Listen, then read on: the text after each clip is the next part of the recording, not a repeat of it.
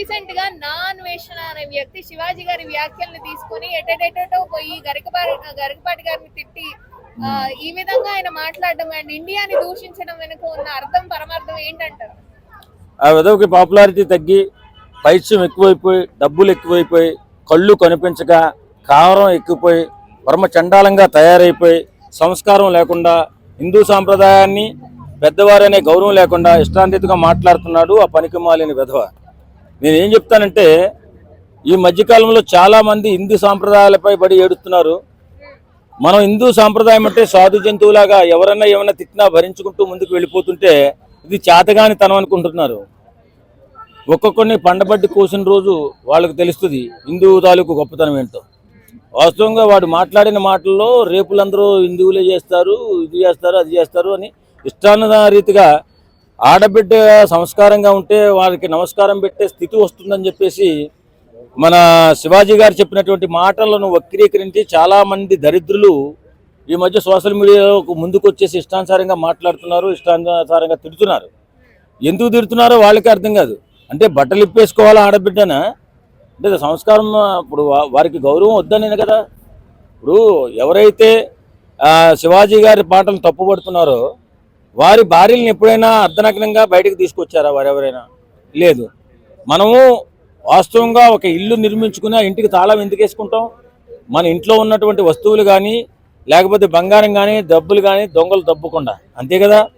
అలాగే మన ప్రకృతిలో ప్రకృతిని ఆపాదిస్తూ మాట్లాడినటువంటి మాట ఆడది ప్రకృతితో సమానం అని చెప్పుకుంటూ ఆడబిడ్డ గొప్పతనాన్ని వర్ణిస్తూ ఆడబిడ్డలు అర్ధనగ్నంగా ఉంటే గౌరవం పోతుంది.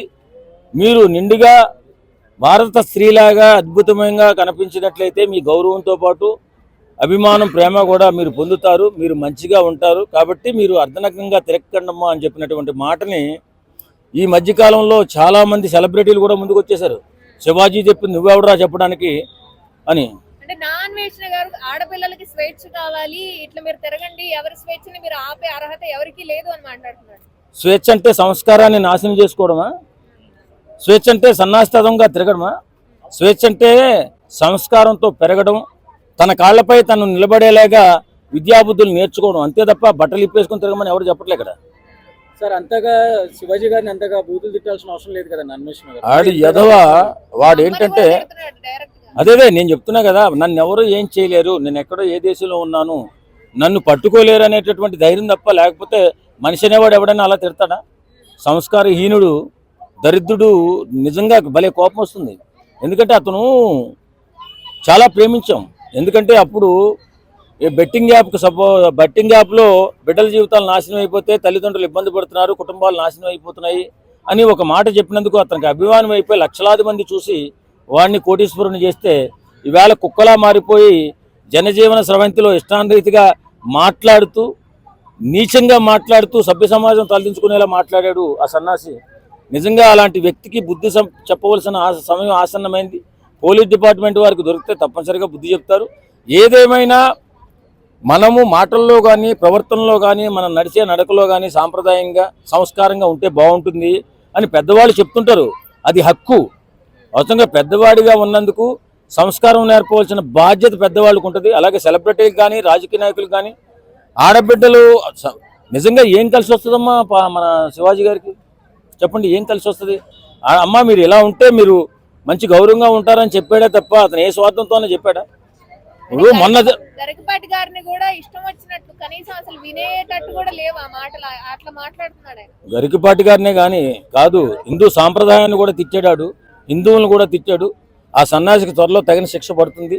ఆయన ఇండియా రాను, నేను ఒకవేళ వచ్చినా అక్కడ నా కూతురు పుట్టినట్లయితే మా కూతురిని కూడా రేప్ చేసేస్తారు ఇండియా వాళ్ళు అన్నట్టుగా అదే కదా అమ్మాయితో పడుకున్నారని చెప్పేసి అవన్నీ.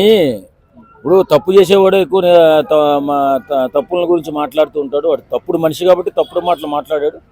ఏదేమైనా అలా మాట్లాడకుండా ఉండాలి. శివాజీ గారు 100% కూడా సమాజాన్ని సూచించిన మాట కరెక్ట్. వాస్తవంగా ఆడబిడ్డ నిండుతనాన్ని చూసి గౌరవిస్తారు ఎక్కువ. కాబట్టి నిండుగా ఉండాలా, సంస్కారవంతంగా ఉండాలని చెప్పిన మాటను వక్రీకరించి చాలామంది మాట్లాడారు. ఆ మాట్లాడిన మాటలు